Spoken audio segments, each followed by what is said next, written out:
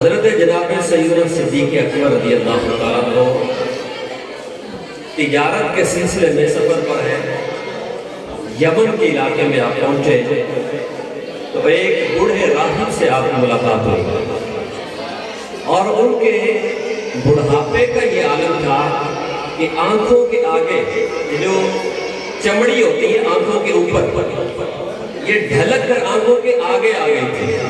یہ بڑھاپے کا عالم ہے، اتنے زیادہ ضعیف ہو چکے تھے۔ جب حضرت سیدنا صدیق اکبر رضی اللہ تعالیٰ عنہ سے پہلی ملاقات ان کی ہوئی تو انہوں نے یوں چمڑی اٹھائی آنکھوں سے اور حضرت سیدنا صدیق اکبر رضی اللہ تعالیٰ عنہ کا دیدار کیا تو آپ نے چند سوال فرمائے۔ اس راہب کا پہلا سوال کیا تھا؟ احرمی انت؟ حضرت ابوبکر صدیق رضی اللہ تعالیٰ عنہ کو دیکھ کر کہنے لگے کہ آپ حرم سے تشریف لائے ہیں؟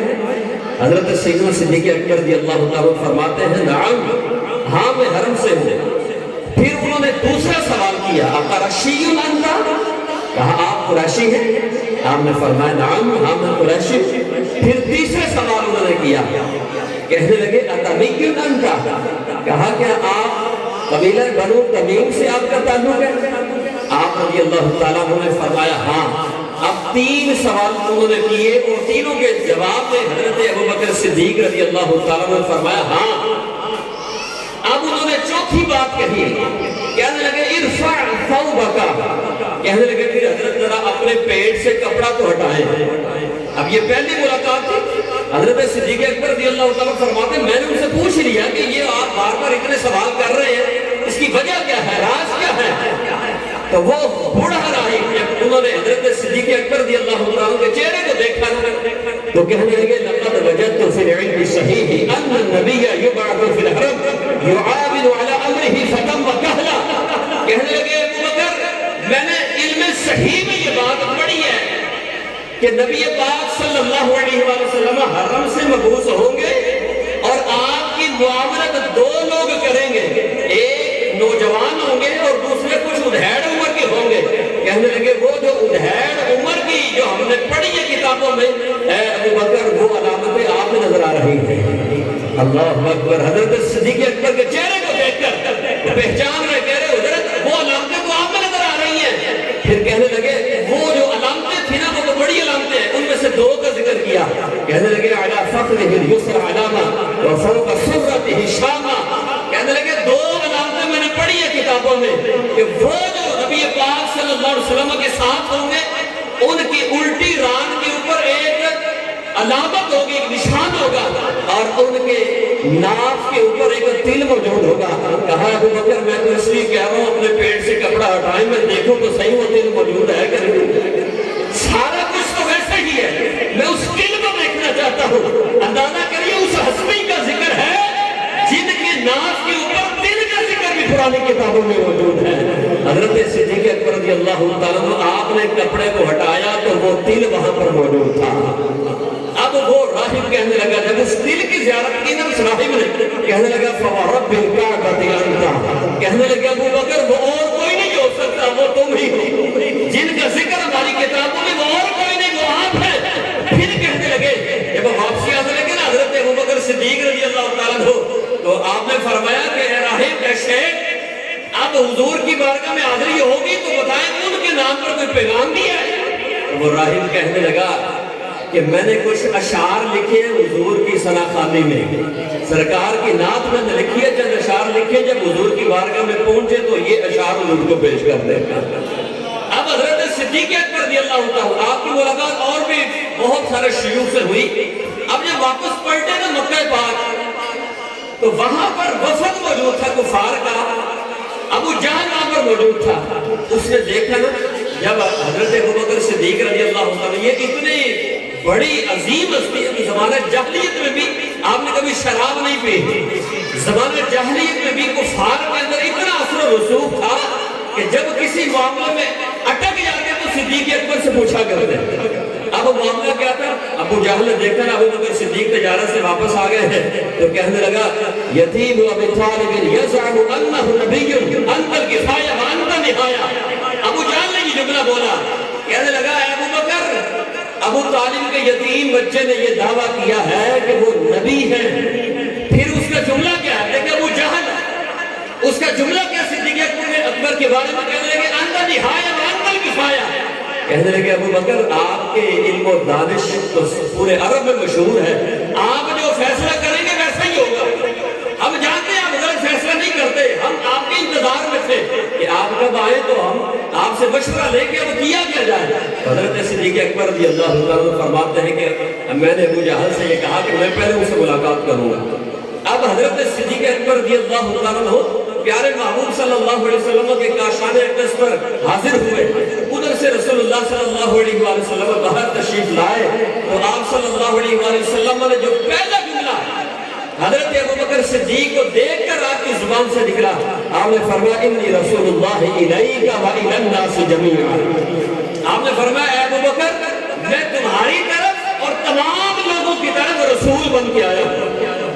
اب اس کی ایک بڑی خوبصورت بحث بھی ہے، میں چونکہ ٹائم مختصر میں اس طرف نہیں جاتا، تو یہ پہلا جملہ تھا جو آپ صلی اللہ علیہ وسلم کی زبان اقدس سے نکلا اور اس کو آپ نے دو حصوں میں تقسیم فرمایا۔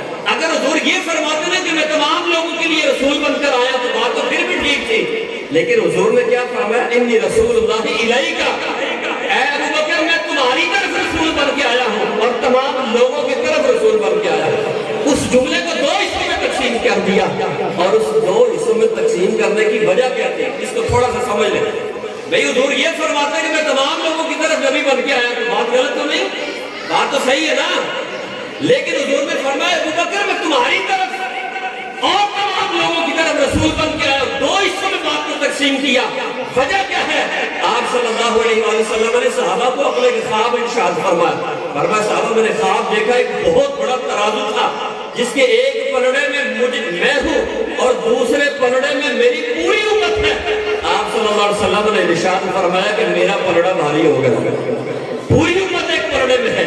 پھر حضور فرماتے ہیں کہ ایک پلڑے میں میرے ابو بکر کو رکھا گیا اور دوسرے پلڑے میں پوری امت کو رکھا گیا تو دونوں کا وزن برابر ہو گیا۔ ایک طرف صدیق اکبر ہے اور دوسری طرف تمام امت ہے، ان میں خلفائے راشدین بھی ہیں، اولیاء کرام بھی ہیں، ابدال بھی ہیں، بڑی بڑی ہستیاں ہیں، وہ ساری ایک پلڑے میں ہے۔ فرماتے ہیں میرا ابو بکر اکیلا ایک پلڑے میں ہے تو وزن برابر ہو گیا۔ یہ وجہ تھی آپ صلی اللہ علیہ وسلم نے اس جملے کو دو حصے میں تقسیم فرمایا، انی رسول اللہ الیک، اے ابو بکر میں تیری طرف رسول بن کے آیا ہوں اور تمام لوگوں کی طرف رسول بن کے آیا ہوں۔ یہ حضور کی ہر بات میں حکمتیں ہیں۔ اب حضرت صدیق اکبر رضی اللہ تعالیٰ عنہ وہ ہستی ہیں کہ جن کے بارے میں آپ صلی اللہ علیہ وسلم نے ارشاد فرمایا ما دعوت احدا الى الاسلام الا كان له قبر، آپ نے فرمایا لوگوں میں نے جس کو بھی اسلام کی دعوت دی نا، جس کو بھی دی، اس نے فوراً اسلام قبول نہیں کیا، اس نے تھوڑا سا ٹائم مانگا سوچنے کے لیے یا دلیلیں مانگی، اس کے بعد اسلام قبول کیا۔ فرمایا الا ابا بکر، سوائے میرے ابو بکر صدیق کہ میں نے انہیں اسلام کی دعوت دی اگلے ہی لمحے انہوں نے قبول کر لی۔ اب یہ حضور کی حدیث ہے کہ میرے ابو بکر کو میں نے دعوت دی اسلام کی اگلے لمحے انہوں نے قبول کر لی۔ لیکن یہ جو حدیث میں آپ کو سنا رہا ہوں دوسری، اس میں ہے کہ حضرت صدیق اکبر رضی اللہ تعالیٰ عنہ نے دلیل مانگی۔ ایک حدیث میں کیا حضور نے فرمایا کہ ابو بکر نے بغیر دلیل کے اسلام قبول کیا، اگلے لمحے مان لی۔ اور اس حدیث میں کیا ہے کہ صدیق اکبر نے عرض کی جب حضور نے فرمایا کہ میں تمہاری طرف اور تمام انسانوں کی طرف رسول بن کے آیا ہوں تو کہا حضور کوئی دلیل تو ارشاد فرمائے۔ اس حدیث میں ہے حضرت صدیق اکبر نے دلیل مانگی کہ دونوں حدیثیں آگے۔ اب دیکھیے نا حدیث کو پڑھ کر نتیجہ اخذ کرنا ہر بندے کے بس کی بات نہیں ہے۔ آج کل تو سوشل میڈیا کا دور ہے، لوگ حدیث پڑھتے ہیں خود ہی اس کا معنی اخذ کر کے چلو جی حدیث میں آ گیا تو اس کا یہ مطلب ہے، ایسے ہی ہو رہا ہے۔ کتنی جہازیں عام ہو گئی، ہر بندے مفتی بنے، ہر بندے محدث بنے، ایسا نہیں۔ بے شمار ایسی حدیث مبارکہ موجود ہے جن میں بظاہر تضاد نظر آتا ہے، یعنی اگر آپ بندہ اس کو پڑھنا تو کہتے لوگ اس حدیث میں تو یہ ہے، اس حدیث میں یہ کیسے ہو سکتا ہے؟ عام بندے کی عقل میں یہ بات نہیں آئے گی۔ اب دونوں حدیثیں موجود ہیں، ایک میں حضور نے فرمایا ابو بکر نے بغیر دلیل مانگے اسلام قبول کیا ہے، اور اس حدیث میں صدیق اکبر دلیل طلب فرما رہے ہیں۔ دونوں میں جب ایسا معاملہ ہو تو علماء دونوں میں تطبیق کرتے ہیں۔ یہ ایک اصول ہے کہ دو حدیثیں جب ظاہری طور پر ان میں تعارض آ جائے تو ان میں تطبیق کی جاتی ہے، یعنی دونوں کو ملانے کی کوشش کرتے ہیں، ایسا رستہ اختیار کرتے ہیں کہ دونوں پر عمل ہو جائے۔ اب ہم یہ تو نہیں کہہ سکتے کہ ایک حدیث صحیح ہے تو ایک غلط ہے، یہ تو نہیں کہہ سکتے نا کہ ایک حدیث صحیح ہے دوسری غلط ہے، کہہ سکتا ہے کوئی؟ بتائے تو صحیح، کوئی کہے گا کہ حضور کی زبان سے جو لفظ نکلے وہ غلط ہے؟ کوئی بول سکتا ہے اتنے بڑے جملے؟ استغفر اللہ، کوئی نہیں کہہ سکتا۔ تو اس میں تطبیق کی علماء نے جہاں پر حضور نے یہ فرمایا کہ میرے ابو بکر نے بغیر دلیل کے کلمہ پڑھا ہے، اس کا مطلب یہ ہے کہ صدیق اکبر کو اپنی ذات کے حوالے سے کوئی دلیل نہیں چاہیے تھی، اور اس حدیث میں جو انہوں نے جو یہ دلیل طلب کر رہے ہیں، اس کا معنی یہ ہے کہ حضرت ابو بکر صدیق رضی اللہ تعالیٰ عنہ نے اپنی ذات کے لیے دلیل نہیں مانگی، بلکہ آپ چونکہ کافر بھی آپ کو مانتے تھے، آپ جانتے تھے میں کافروں کے پاس جاؤں گا تو کافر دلیل مانگیں گے، اس وجہ سے آپ نے دلیل فرمائی کہ میں ان کو کیا جواب دوں گا۔ جب یہ کہا نا یا رسول اللہ صلی اللہ علیہ وسلم کو دلیل ارشاد فرمائے تو میرے محبوب کی نظر کتنی ہے۔ آج لوگ علم غیب کے اندر جو ہے انکار کر رہے ہیں، حضور کی وسعت نگاہ کا انکار کر رہے ہیں، میرے محبوب وہ ہے جو آپ صلی اللہ علیہ وسلم خود فرماتے ہیں انی واللہ لا انظر الی حوضی العاب، فرمایا میں اب بھی قسم ارشاد فرمائی اور مجھے اللہ کی قسم ہے میں اب بھی اپنے حوض کوثر کو دیکھ رہا ہوں۔ یہ آپ کی نظر ہے زمین پر، منبر اقدس پر جلوہ گر ہو کر حضور نے فرمایا میں اب بھی حوض کوثر کو دیکھ رہا ہوں، یہ سرکار کی نظر ہے۔ تو جب حضرت ابو بکر صدیق نے دلیل مانگی نا تو پیارے محبوب صلی اللہ علیہ وسلم کی زبان پر تھا الشیخ الذی لقیتہ بالیمن، فرمایا ابو بکر وہ یمن میں جو شیخ ملے تھے تم سے ان کی باتوں کو بھول گئے ہو، اور تمہیں کیا دلیل چاہیے؟ ساری دلیلیں تو دیکھ کر آئے ہو۔ اب حضرت صدیق اکبر رضی اللہ عنہ بہت بڑے فطین تھے، بہت اللہ نے علم اور عقل عطا فرمایا تھا، تو دوسرا سوال کر دیا، کہنے لگے کم من شیخ لقیتہ، کہا حضور میں تو بڑے شیوخ سے ملا ہوں، آپ کس کی بات کر رہے ہیں؟ بڑے بڑے لوگوں سے ملا، بھائی آپ کس کی بات کر رہے ہیں؟ تو پیارے آقا صلی اللہ علیہ وسلم نے فرمایا الذی افادک ابیاتا، فرمایا ابو بکر میں اس شیخ کی بات کر رہا ہوں کہ آقا وقت جس نے میری نعت لکھ کر تمہیں دی تھی، میں اس شیخ کی بات کر رہا ہوں۔ اب جب حضور کی زبان سے یہ لفظ نکلے کہ حضور ہاتھی یدک اُبایعک، حضور اب دیر نہیں اپنا ہاتھ آگے کرے مجھے بیعت کر لے، مجھے قبول فرما لے۔ اب اسلام قبول کیا اور پھر آئندہ وہاں پر وہ ابو جہل بھی انتظار کر رہا تھا۔ اب اس نے پوچھا ہاں بھی ابو بکر کیا بنا؟ حضرت صدیق اکبر رضی اللہ تعالیٰ عنہ آپ نے فرمایا کہ میں نے تو اسی لمحے اسلام قبول کر لیا، میں اسلام قبول کر لیا۔ اب ابو جہل نے کہا کوئی دلیل بھی مانگی ہے، کچھ دیکھا بھی آئے گا نہیں؟ یہ وہ بات تھی جس کے لیے صدیق اکبر رضی اللہ تعالیٰ عنہ حضور کی بارگاہ میں عرض کی تھی حضور کچھ بتائے، تو حضرت صدیق اکبر رضی اللہ تعالیٰ عنہ آپ نے ارشاد فرمایا ہاں میں نے دلیلیں دیکھ کر اسلام قبول کیا ہے، یمن میں جو میرے معاملات ہو رہے تھے کوسوں دور میرے مصطفیٰ اس کو بھی دیکھ رہے ہیں۔